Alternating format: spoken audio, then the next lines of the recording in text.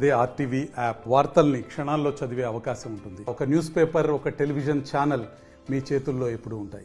దానివల్ల కొంతమంది అదిరో బెదిరో బయటకు వెళ్లేవారు ఉంటారు. పోయే వాళ్ళు పోనేయటమే. వాళ్ళ వల్ల పార్టీ ఆగదు. ఎందుకంటే కేసీఆర్ లాగా మనం జైలుకు పోయి తెచ్చుకున్న కేసీఆర్ గారు, ఆయనతో పాటు కొంతమంది చాలా మంది మరి కార్యకర్తలు కూడా చనిపోయారు. ఆ రకంగా మరి మనం అందరం కలిసికట్టుగా ఉన్నాం. పనిచేద్దాం. మంది బెదిరింపులకు లొంగే పని ఎప్పుడు లేదు. బెదిరింపులకు అక్కడ ఎక్కడ మీరు భయపడవసరం లేదు. సాధారణంగా బెదిరిస్తే వాళ్ళు ఏం చేయాలనేది కూడా మనం చేయగలుగుతాం. మీకేం ఎక్కడ భయపడవసరం లేదు. కొంతమంది మీరు మీటింగ్కి వెళ్ళొద్దని కూడా కొంతమంది కాంగ్రెస్ నాయకులకు కొంతమంది వార్నింగ్లు ఇచ్చారట. మాకనేది తెలుసు. ఈ 5 సంవత్సరాల్లో నేను వార్నింగ్లు ఇవ్వాల్సి వస్తే ఈ నియోజకవర్గంలో ఒక్క కూడా మిగలదు. కానీ ఆ రకంగా ప్రభుత్వం వచ్చిన తర్వాత మీ ప్రజల్ని కాపాడుకోవటం, ప్రజల్ని న్యాయం చేయడం కోసమే మనం చేయాలి తప్ప ప్రభుత్వాన్ని అడ్డం పెట్టి కార్యకర్తల మీదనో ఇంకేదో భూముల మీదనో ఇంకేదో కేసుల మీదనో పెడితే మనము ఈ 5 సంవత్సరాల్లో పెట్టాల్సి వస్తే ఎవరు మిగలదు. కాబట్టి మీకు ఒకటే చెప్తున్నా, మీరు ఎవరు భయపడవలసిన లేదు. ఉన్న వరకు మనం కార్యకర్తలు గట్టిగా పనిచేద్దాం. ఏంటి ఇచ్చిందో ఇప్పుడు అన్ని ఈ 90 100 రోజులు ఎంతమందిని మోసం చేస్తుందో మీకు తెలుసు.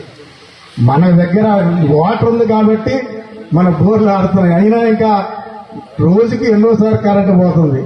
అదే కొంతమంది ప్రాజెక్టులు ఉన్న వాళ్ళ కింద మీరు పేపర్లో టీవీలో చూస్తూనే ఉన్నారు. ఎంతమంది రైతులు చచ్చిపోతున్నారు చేయాలనేది కూడా మనకు తెలుసు. ఇప్పుడే 6 పార్టీల్లోనే గొడవ మొదలయ్యాయి. మీకు తెలుసు 3 మంత్రుల్లో 3 రకాలుగా ఉంది. కాబట్టి మనం ఒకరి జోలికి 5 సంవత్సరాల్లో మనం ఎవరికి ఏ జోలికి పోలా, ప్రతిపక్షాల జోలికి కూడా పోలా. అవసరమైతే అన్ని పార్టీ వాళ్ళకి మనం మేలు చేశాం. ఆ నాయకులు చెప్తున్నా, మీరు ప్రజల్ని కాపాడుకోవడం, ప్రజలు పనిచేయించండి. అంతవరకే నియోజకవర్గాన్ని డెవలప్ చేయండి. ఎవరు కాదండి. మరి లీడర్ల మీదకో నాయకుల మీదకో పోతే మన ఊరు గనక తిరగబడితే ఇక్కడ ఈ నియోజకవర్గంలో కాంగ్రెస్ పార్టీ కూడా ఎవరు ఉండరు. కాబట్టి అదే రకంగా ఉద్యమంలో కేసీఆర్ గారు ఎట్ట చేశారో ఆ రకంగా మనం ఉద్యమం చేద్దాం. తప్పనిసరిగా ఏ ఒక్క కార్యకర్తకి మనం బాధ వచ్చినా మేము కాపాడుతాం. దగ్గర కొంత నాయకులు ఉన్నారు కాబట్టి ఆ నాయకులు కూడా మీరు హెచ్చరించాలి. మీరు ఏ నిమిషంలో ఎక్కడ మన కార్యకర్తకి ఇబ్బంది వచ్చినా ఒక్క ఫోన్ కాల్ చేయండి. ఎంపీపీ గారికి తెలుసు మన విషయం. అధికారంలో ఉన్నా ఒకలాగే ఉంటాం, అధికారం లేకపోయినా ఒకలాగే ఉంటాం. ఒకరి గురించి మనం భయపడే అవసరం లేదు. మనం ప్రజల మనసులు. మరి ఎంపీపీ గారికి మనకున్న నాయకులకు కూడా తెలుసు. మన నాయకులకు కూడా నేను చెప్పేవాడిని, అధికారంలో ఉన్నప్పుడు ప్రజలతో పనిచేయాలి తప్ప స్వార్థంగా పనిచేస్తే నేను నా దగ్గరకు మన సారిని ఈ ఖమ్మం పార్లమెంట్ లో 2 లక్షల ఓట్ల మెజార్టీతో మన సారిని గెలిపించాలా. మనం ఓడిపోయింది 1.4 మాత్రమే, అంతకంటే ఎక్కువ యాంటీ వచ్చేసింది ఇప్పుడు.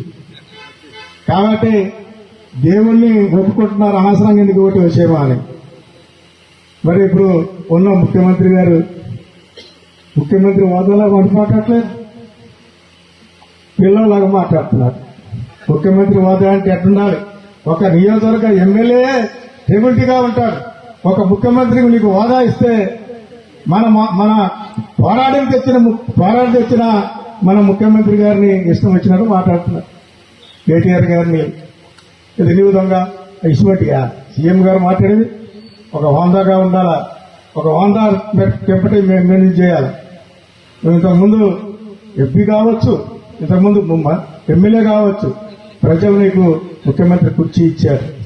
లేని వాళ్ళందరినీ ఇప్పుడు ఎంతో మంది మన రైతులు చచ్చిపోయారు, ఆటో డ్రైవర్లు చచ్చిపోయారు. ఇంతవరకు వాళ్ళ దగ్గరికి మందలిస్తాను పోవాలా. అది ముఖ్యమంత్రి స్థానం కాదు. మనమే వెళ్తున్నాం, కాలికి చోటకలు పోతున్నాం, ఏలికి చోటకోవాలి, చచ్చిన చోట కూడా పోయి కనపడి అయ్యా ఏంటి అని వెళ్తున్నాం. ముఖ్యమంత్రికి హోదా ఉంది, రైతులు ఉంది, ఏం చేయొచ్చు. మనమున్న సర్కిల్లోనే వెళ్ళి మనం అది లేని వాళ్ళకి అయితే ఎంత పెద్ద చేతులు పెట్టి హాస్పిటల్ పోమా, లేకపోతే రోజులు అయితే ఒక కొత్త బియ్యం కొడుతామని ఇచ్చొస్తున్నాం. మరి ఇప్పుడేనదే మనకున్న ముఖ్యమంత్రి గారు మన ఆ రకంగా తయారు చేశారు. ఎవరికి ఆపద వచ్చినా ఎంతో కొంత కాపాడమని కూడా ముఖ్యమంత్రి గారు ఆదేశాలు ఏర్పాటు చేసుకుంటూ తెలంగాణ వచ్చిన తర్వాత మన అందరినీ కాపాడుకుంటూ వస్తున్నాం. ఆయన అన్ని కులాలని బీసీ బంధువులు అన్ని బంధువులు మరి చచ్చిపోయిన 5 లక్షలు ఆ రకంగా కరెంటు ఇంత మంచిగా ఏర్పాటు చేసుకుంటూ మన ముఖ్యమంత్రి గారు వస్తున్నారు. కానీ ఇప్పుడు వచ్చిన కొత్త ముఖ్యమంత్రి గారు ఇంతవరకు ఎక్కడికి వెళ్ళి పరామర్శించిన దాఖలాలు లేవు. ఎక్కడా కూడా ఏ రైతు చచ్చిపోయినా ఎట్లా చచ్చిపోయినా దాఖలాలు కూడా లేవు. అదే రకంగా మనం కూడా ఈ నియోజకవర్గంలో వరకు ఏమీ కానివ్వకుండా చూద్దాం. కంపల్సరిగా ఎవరికి ఇబ్బంది వచ్చినా మేమున్నాం. మా పెద్ద ఆయన మన నామగారు ఉన్నారు. కంపల్సరిగా ఈ జిల్లాలో కంపల్సరిగా గెలిచేది నామగారే, కంపల్సరిగా గెలిచేది 2 లక్షలతో గెలుస్తారు. దానికి నిదర్శనగా మన నామగారి మీద కూడా ఎంతో ఒత్తిడి తెచ్చారు. నేను గడిచే పనే లేదు అన్నారు నామగారు కూడా. ఏంటి అది మన స్వతంత్రం కాపాడుకున్న ఆస్తి, అడ్డుగా తీసుకొచ్చి మేము ఆక్రమించుకునే ఆస్తి కాదు. కాబట్టి ఎవరికి భయపడే అవసరం లేదు, ఎవరు ఇచ్చినా భయపడే అవసరం లేదు. నామగారికి ఏమైనా ఆపదొస్తే మన నియోజకవర్గం మొత్తం 1,00,000 మంది పోదాం, అవసరమైతే ఆయన దగ్గర 1,00,000 మంది కాపాడుకోవడం. ఆ రకంగా మనం ఆయన కాపాడుకున్నాం. మరిన్ని వీడియోస్ కోసం ఛానల్ ని సబ్స్క్రైబ్ చేయండి. లేటెస్ట్ అప్డేట్స్ కోసం వాట్సాప్ ఛానల్ ని ఫాలో చేయండి. అండ్ లింక్ డిస్క్రిప్షన్ లో ఉంది.